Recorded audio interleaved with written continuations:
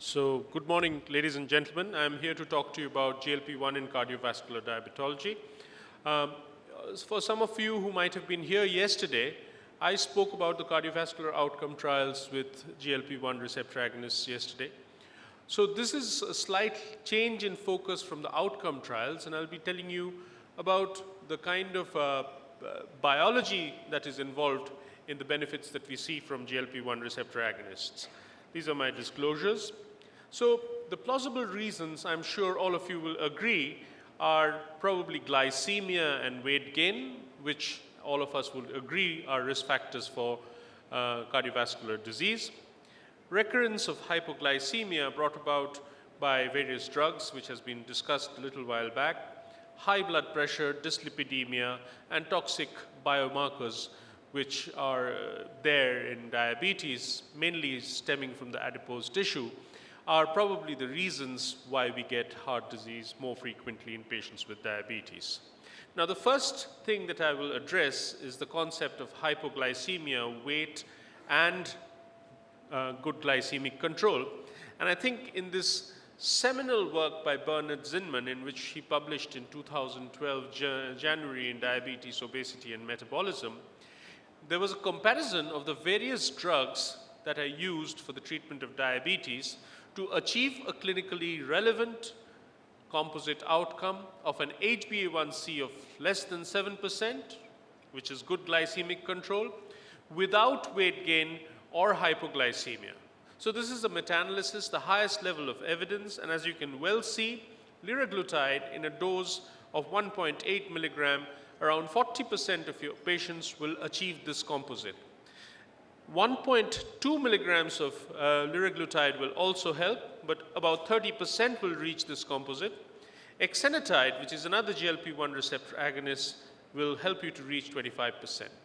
So these are the group of drugs which helps you to get to the composite of good glycemic control without hypoglycemia and weight gain. And the closest competitor to that is insulin glargine, which is way down low at 15%.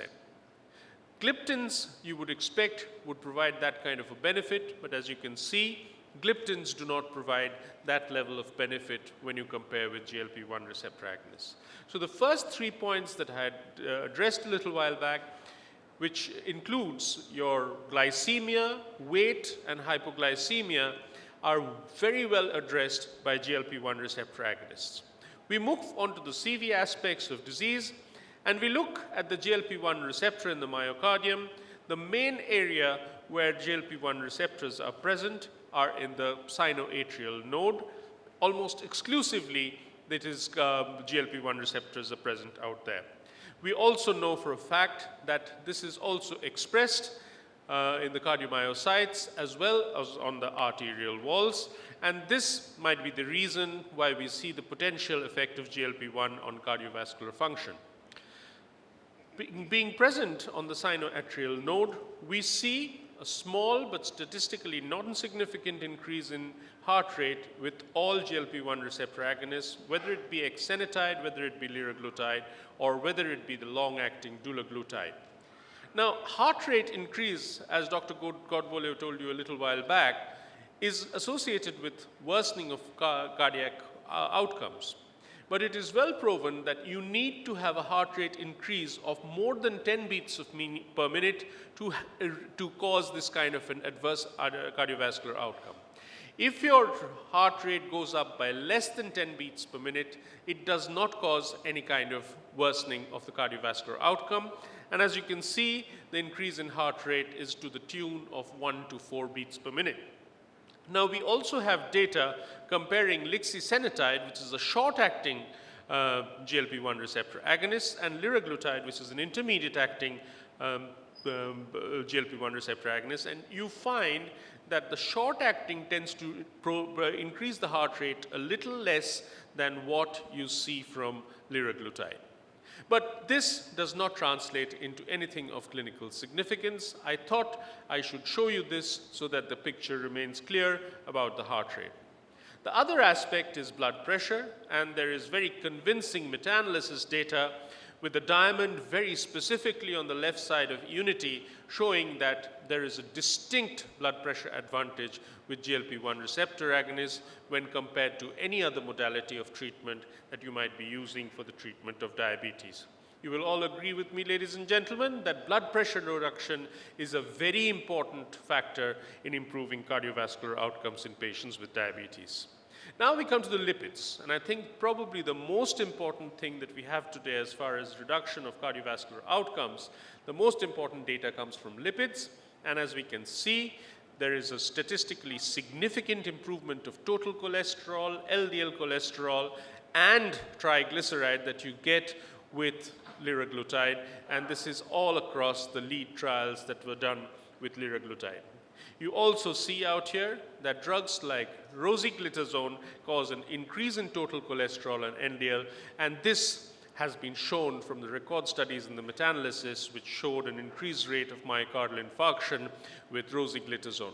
So this, I think, is a poignant point which shows you that fasting lipid levels can be one of the risk factors for cardiovascular outcomes, and indeed liraglutide shows an improvement in all these things, proving that GLP-1 receptor agonists have a salutary effect on lipid levels in a fasting state. Not only in fasting state, if you look at postprandial triglycerides or postprandial ApoB48, which is a known lipid fraction increasing the risk of heart disease, you find that again liraglutide has a salutary effect on this, causing a reduction of postprandial lipid levels in patients with diabetes.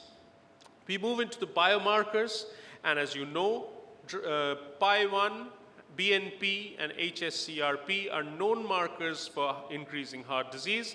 And again, you see liraglutide in all these lead trials showed a reduction of PI1 and a reduction of BNP and hsCRP.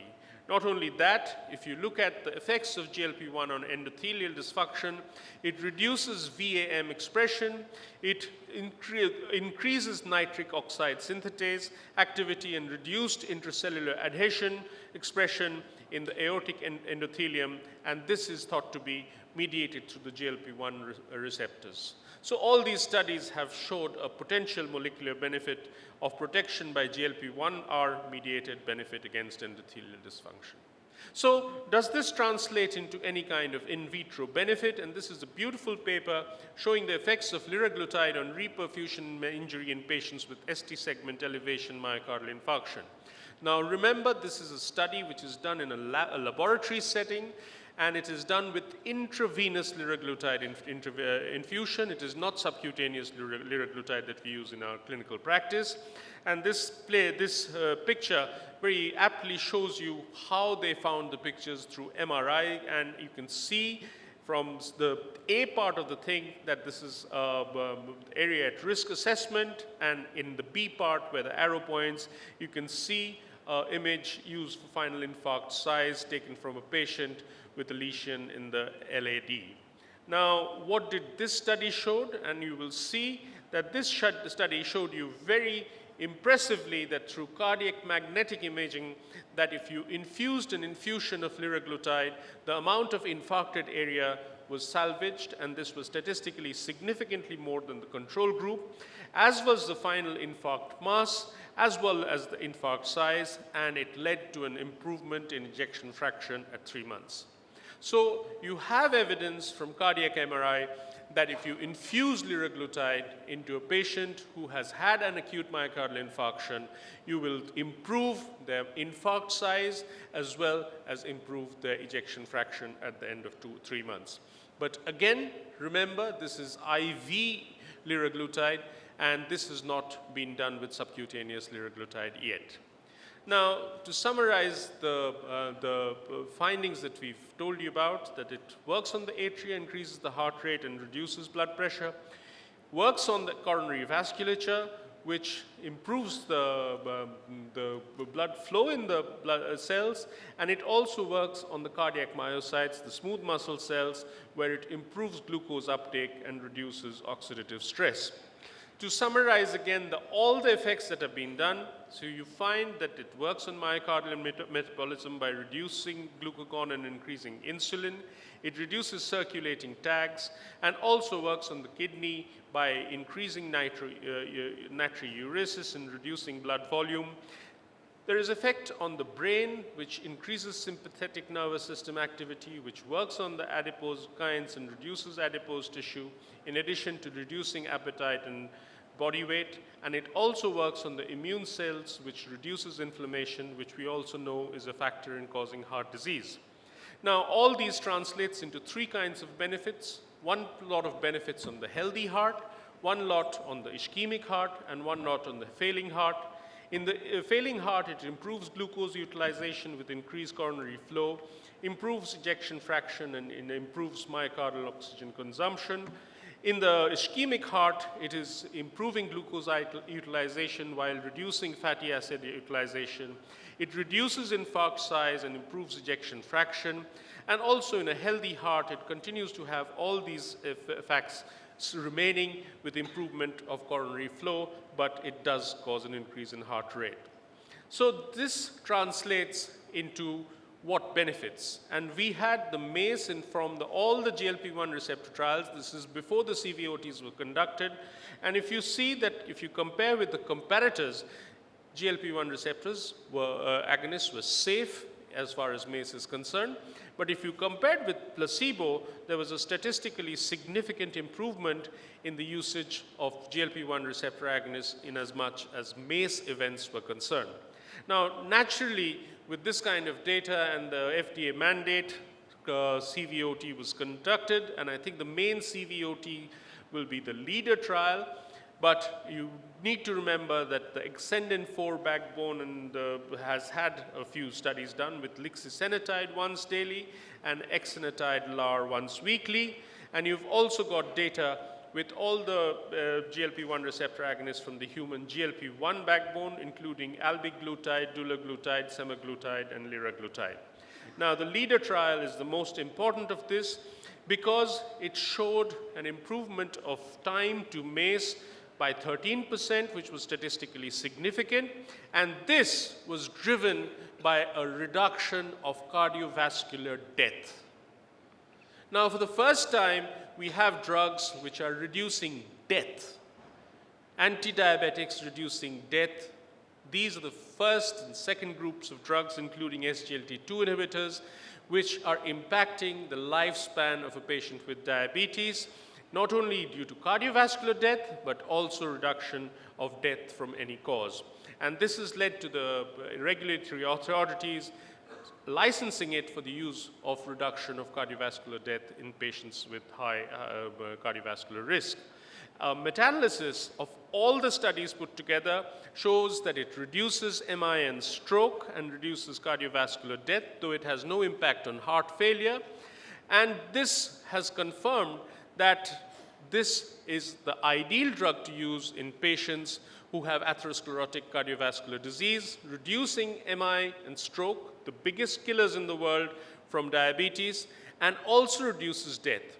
In fact, if you take away the lixisenatide data, you will find that there is definite improvement in the number of events of death with atherosclerotic cardiovascular disease.